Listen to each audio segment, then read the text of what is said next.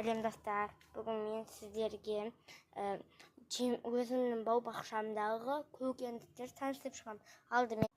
Алдымен міне бізде мынау қызылша өзімен өзі өседі. Негізі қызылша деген өзімен өзі піседі да, өседі.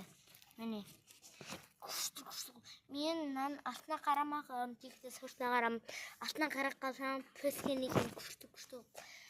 Картошкаға ұқсайды, бірақ сәл-пәл. Келесі бізде, міне келесі, мынандай гүл. Керемет, бірақ жарты қора қалған, су қойсақ қайта өседі. Бұл уақытта әдемі гүл, міне әдемі. Жақында тағы өседі.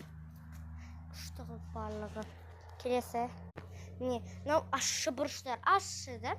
Анандай шынында кішкентай бойы, қитайып кеткен банан бойы кішкентай, міне. Соларды тауып көреміз сіздерге, тауып көрсетемін, жарай ма? Міне достар, таптым. Міне, көріп міне. Көп әлі, тек қана олар кішкентай көрінбейді. Келесі бізде, міне, мынау барлығы қызанақ, өзіміздің еңбегімізбен өсірген қызанақтар бұл жақта толып тұрады именно.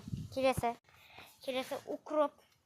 Мынандай укропта мен гүлдер өсетін білмегенмін ғой. Қызық болып тұрды тамағында.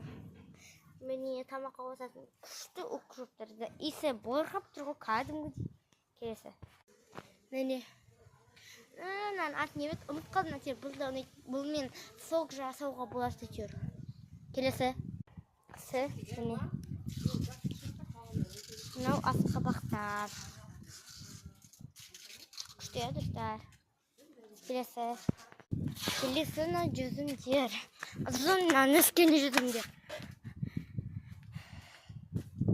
Міне ұзын. Жақындап. Піспеген, бірақ сонда да жеміс біз әйтеуір татты бірақ.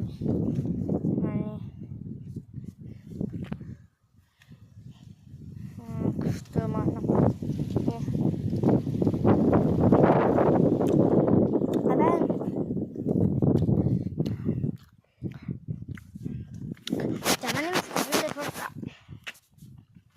Сәл бір ғана қышқылдау.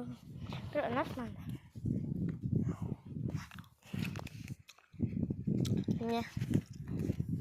Осы видеоны тоқтатып.